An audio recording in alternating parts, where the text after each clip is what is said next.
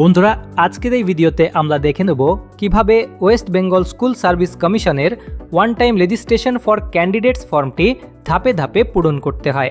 স্ক্রিনে আপনি দেখতে পাচ্ছেন উপরে লেখা আছে please fill in all the required fields carefully, অর্থাৎ সমস্ত তথ্য খুব সতর্কভাবে এবং সঠিকভাবে দিতে হবে।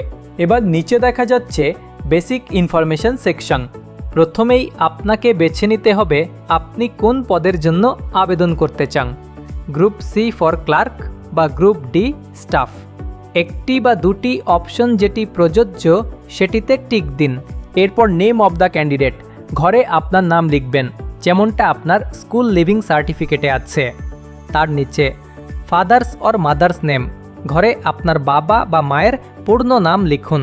এরপর আছে ক্যাটাগরি, এখানে নির্বাচন করুন আপনি কোন ক্যাটাগরির অন্তর্ভুক্ত, যেমন জেনারা, এসসি, এসটি, ওবিসি ইত্যাদি। তারপর জেন্ডার সিলেক্ট করুন, মেল, ফিমেল। এরপর ইমেল অ্যাড্রেস, ঘরে আপনার সক্রিয় ইমেল আইডি লিখুন, কারণ রেজিস্ট্রেশনের পর লগ ইন ডিটেলস এই মেইলেই পাঠানো হবে। তার নিচে মোবাইল নম্বর, ঘরে আপনার মোবাইল নম্বর লিখুন। এরপর আছে ডেট অফ বার্থ, এখানে আপনার জন্ম তারিখ লিখুন। তারপর রিলিজিয়ন সিলেক্ট করুন, যেমন হিন্দু, মুসলিম, খ্রিস্টান ইত্যাদি। এখন দেখা যাচ্ছে কমিউনিকেশন ডিটেইলস সেকশন। এখানে অ্যাড্রেস লাইন 1 ঘরে আপনার বাড়ি নম্বর, গ্রাম বা রাস্তার নাম লিখুন। অ্যাড্রেস লাইন 2 ঘরে লিখুন আপনার পোস্ট অফিস, ব্লক, মিউনিসিপ্যালিটি ও থানার নাম। এরপর জেলা সিলেক্ট করুন আপনার জেলার নাম থেকে। স্টেট ঘরে ডিফল্টভাবে ওয়েস্ট বেঙ্গল লেখা থাকবে। আপনার এলাকার পোস্টাল কোড লিখুন। এখন আসুন লগ ইন ইনফরমেশন অংশে। এখানে পাসওয়ার্ড তৈরি করতে হবে, মিনিমাম 8টি অক্ষর, যার মধ্যে অন্তত একটি বড় হাতের অক্ষর, একটি সংখ্যা এবং একটি বিশেষ চিহ্ন থাকতে হবে। তারপর একই পাসওয়ার্ড, কনফার্ম পাসওয়ার্ড ঘরে আবার লিখে দিন। সবশেষে I agree to the terms and condition বক্সে টিক দিন। সব তথ্য ভালোভাবে দেখে নিন, তারপর নিচের রেজিস্টার বোতামে ক্লিক করুন। যদি আপনার আগে থেকেই অ্যাকাউন্ট থাকে তাহলে নিচের লগ ইন হিয়ার লিঙ্কে ক্লিক করে লগ ইন করতে পারেন। লগ ইন করার পর তোমার সামনে এইরকম একটা ড্যাশবোর্ড পেজ খুলবে, যেখানে উপরে দেখা যাচ্ছে তোমার ক্যান্ডিডেট আইডিতে।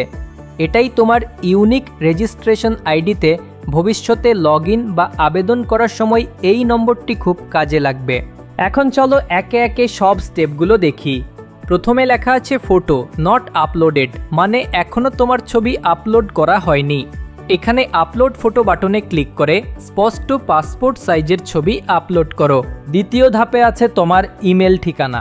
এখানে দেখতে পাচ্ছ ইমেল দেওয়া হয়েছে কিন্তু এখনও ভেরিফাই করা হয়নি, তাই ভেরিফাই বাটনে ক্লিক করে ইমেল ভেরিফিকেশন সম্পূর্ণ করো।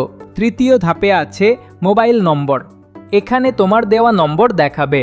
ঠিক নিচে ভেরিফাই বাটনে ক্লিক করে ওটিপি দিয়ে মোবাইল নম্বর ভেরিফাই করো। চতুর্থ ধাপে লেখা আছে প্রোফাইল স্ট্যাটাস পেন্ডিং, মানে তোমার প্রোফাইল এখনও সম্পূর্ণ হয়নি, তাই কমপ্লিট প্রোফাইল বাটনে ক্লিক করে বাকি তথ্য যেমন শিক্ষাগত যোগ্যতা, ঠিকানা ও অন্যান্য বিবরণ পূরণ করো। এরপর আছে অ্যাপ্লিকেশন সেকশন। এখানে লেখা আছে ইউ হ্যাভ নট অ্যাপ্লাইড ইট, অর্থাৎ এখনও কোনো চাকরির জন্য আবেদন করোনি। যখন ফর্ম পূরণ করবে তখন এখানেই তোমার আবেদন সংক্রান্ত তথ্য দেখা যাবে। শেষ ধাপে আছে পেমেন্ট। ফর্ম সাবমিট করার পর এখান থেকে পেমেন্ট লিঙ্কে ক্লিক করে ফি জমা দিতে হবে। যতক্ষণ পর্যন্ত ফি না দাও তোমার আবেদন সম্পূর্ণ হবে না। তাহলে বন্ধুরা, এইভাবেই লগ ইন করার পর তোমার ড্যাশবোর্ড পেজ দেখতে পাও। সব স্টেপ ধাপে ধাপে পূরণ করলে তোমার WBSSC রেজিস্ট্রেশন সম্পূর্ণ হয়ে যাবে।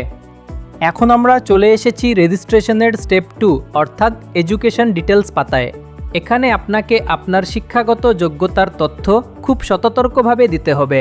উপরে লাল লেখায় লেখা আছে candidates must carefully enter the percentage equivalent of the grade entered by them, মানে আপনি যদি গ্রেড পয়েন্ট সিস্টেমে পড়ে থাকেন তবে আপনার বোর্ডের কনভার্সন ফর্মুলা অনুযায়ী শতকরা নম্বর দিতে হবে। নিচে দুটি অপশন আছে, এমপি মাধ্যমিক পরীক্ষা, ওল্ড এইচএস, যেটি প্রযোজ্য সেটি সিলেক্ট করুন। নিচে টেবিল আকারে আপনি দেখতে পাচ্ছেন examination, board our council, full marks, marks obtained, year of passing এবং পার্সেন্টেজ। এখানে আপনি আপনার মাধ্যমিক বা সমমানের পরীক্ষার তথ্য লিখবেন। বোর্ড আর কাউন্সিল ঘরে লিখুন, যেমন WBBSC বা আপনার সংশ্লিষ্ট বোর্ডের নাম। ফুল মার্কস ঘরে মোট নম্বর আর মার্কস অবটেন্ড ঘরে প্রাপ্ত নম্বর লিখুন। তারপর ইয়ার অফ পাসিং ঘরে পাশ করার সাল দিন। শেষে শতকরা নম্বর বা গ্রেড পয়েন্ট অনুযায়ী শতাংশ লিখুন। নিচে আছে অ্যাডিশনাল কোয়ালিফিকেশন সেকশন। যদি আপনার কোনো ডিগ্রি বা ডিপ্লোমা থাকে তাহলে এখানে লিখে দিন, না থাকলে ফাঁকা রাখতে পারেন। এখন আমরা চলে এসেছি শেষ ধাপে, রিভিউ ইয়োর প্রোফাইল পেজে। এখানে আপনি আপনার পুরো তথ্য একবারে দেখে নিতে পারবেন, যেন কোনো ভুল না থাকে। সব তথ্য ভালোভাবে মিলিয়ে দেখার পর নিচের বাক্সে টিক দিন, I certify that all information provided is accurate and complete.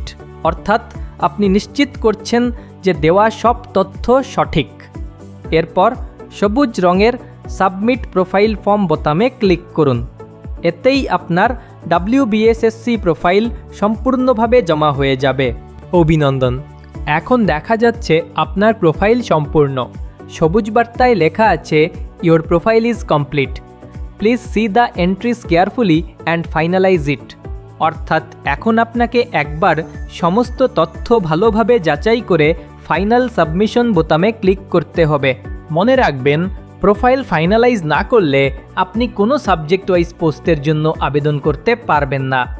তাই সব তথ্য একবার যাচাই করে সাবধানে ফাইনাল সাবমিশন করুন।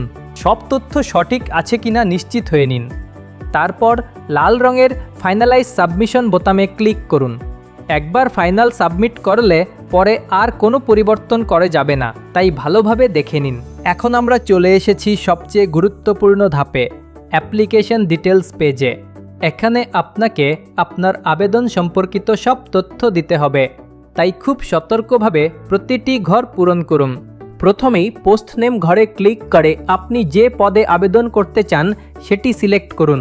তারপর একটি প্রশ্ন আসবে, do you want to avail of age relaxation in terms of order of the honourable Supreme Court? যদি আপনি বয়স ছাড়ের সুবিধা নিতে চান তাহলে এই বক্সে টিক দিন।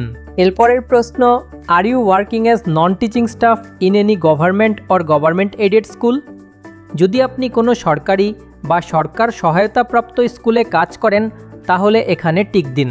এর পরের অংশে মিডিয়াম অফ ইনস্ট্রাকশন সিলেক্ট করুন।